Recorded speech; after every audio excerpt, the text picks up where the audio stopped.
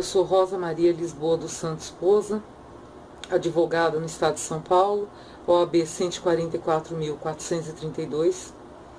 Eu advogo há 19 anos na área de Direito Civil, sou especialista em Direito Civil, Processo Civil, pós-graduanda em Direito de Família, pós-graduanda em Direito Imobiliário, membro da Comissão de Direito de Família da OAB do Estado de São Paulo e da Comissão da Mulher Advogada. Atuo desde 1993 com Direito de Família, quando eu ainda era estagiária da Procuradoria-Geral do Estado, atual Defensoria Pública. Escolhi começar esses vídeos, essa série de vídeos que eu pretendo publicar com relação à guarda, porque é um tema muito frequente, as perguntas são muitas com relação ao assunto e as pessoas se equivocam muito com relação ao que diz respeito à guarda.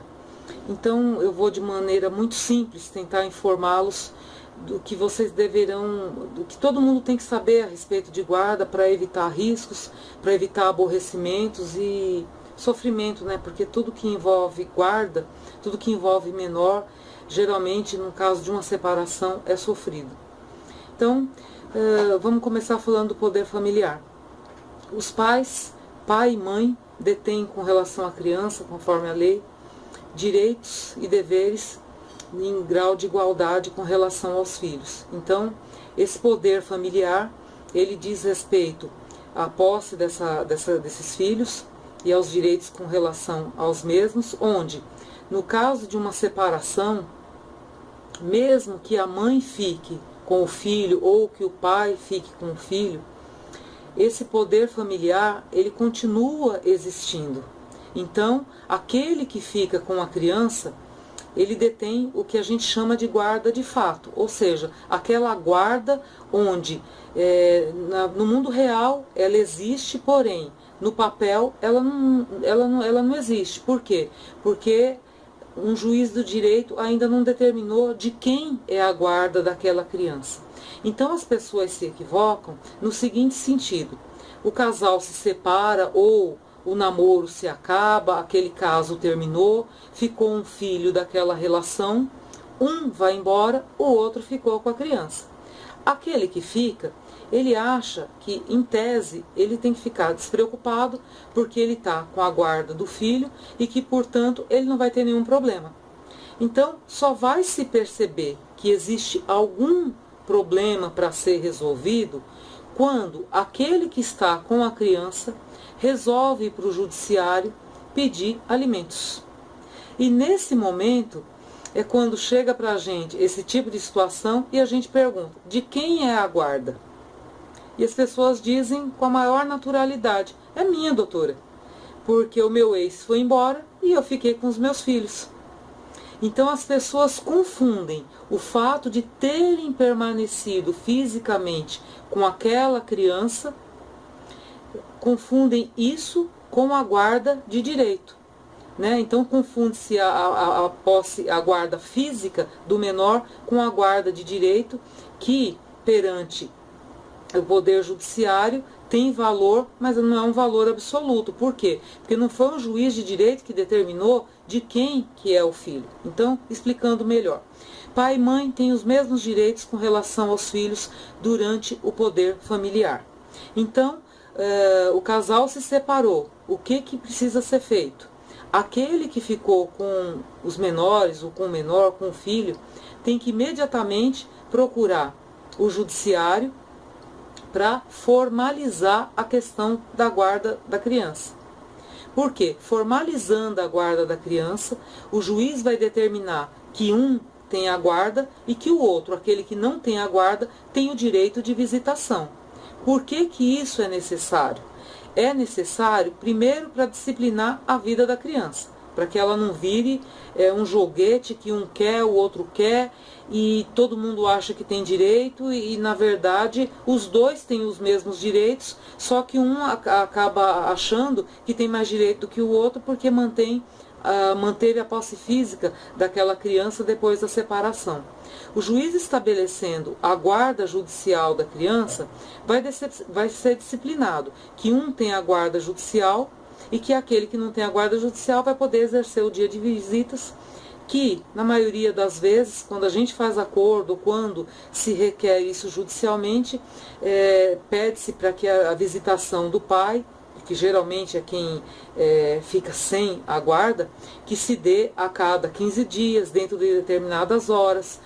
Pede-se para que o juiz estabeleça dia e horário de visita, se a criança vai ter pernoite, ou seja, se vai dormir na casa do pai, se não vai, com relação a dia de pai, dia das mães, aniversário do pai, aniversário da mãe, aniversário da criança, Natal, Ano Novo, Páscoa, Semana Santa, Carnaval, todos os feriados, tudo isso é estabelecido dentro da ação de guarda, seja ela judicial, litigiosa ou seja ela amigável, né? É lógico, todo advogado, todos os meus colegas trabalham no sentido para que ela seja amigável, porque é menos dolorosa, é menos complicado e a criança sofre menos no meio de toda essa situação e o ex-casal também, com toda certeza, né? Então, vocês precisam saber disso. Se separou, acabou o romance, não deu mais certo, tem um filho advindo dessa relação, precisa disciplinar a guarda judicialmente. Por quê? Para encerrar o vídeo, se eu não disciplino a guarda é dos dois. Por quê? Em razão do poder familiar, né? Então, se o pai veio pegar a criança hoje para visitar, e ele não devolver a criança, a mãe vai poder reclamar no judiciário, mas ela não vai ter o mesmo poder que ela teria se ela já tivesse a guarda judicial dessa criança determinada por um juiz de direito. Porque quando isso acontece, se o pai tem dia e horário, ou eu estou falando do pai, me desculpem os ouvintes, as pessoas que estiverem me assistindo, mas às vezes também é o contrário. Às vezes é o pai que detém a guarda e a mãe fica com direito de visita. Mas seja lá quem for que detém a guarda, aquele que detiver a guarda e o outro que tem o direito de visita, ele tem que cumprir os horários da visitação, né? Honrar aqueles horários, pegar no horário estabelecido pelo juiz, devolver no horário estabelecido. E caso não seja devolvida a criança, é lógico, vamos trabalhar num próximo vídeo, eu vou falar a respeito de alienação parental, então vou falar dessa tolerância com relação ao horário e tudo, porque não precisa ficar olhando no relógio que atrasou 1 minuto, 5 minutos, vai arrumar confusão. Mas em linhas gerais, aquele que tem o direito de visita, ele vai devolver a criança dentro de um determinado horário que foi estabelecido numa decisão judicial. Porém, caso essa criança não seja devolvida, a mãe ou o guardião de direito, o guardião judicial, ele tem ação contra o visitante, contra o pai ou contra a mãe que tirou a criança para visitar e não devolveu. Então, ele pode entrar com ação de busca e apreensão de menor e o pai vai responder judicialmente porque não devolveu aquela criança. Por quê? Porque a ordem do juiz tem que ser cumprida, ok? Num próximo vídeo a gente conversa mais, para não ficar cansativo para os senhores. Num próximo vídeo conversaremos mais a respeito da guarda compartilhada e nos próximos eu vou chegar até a alienação parental.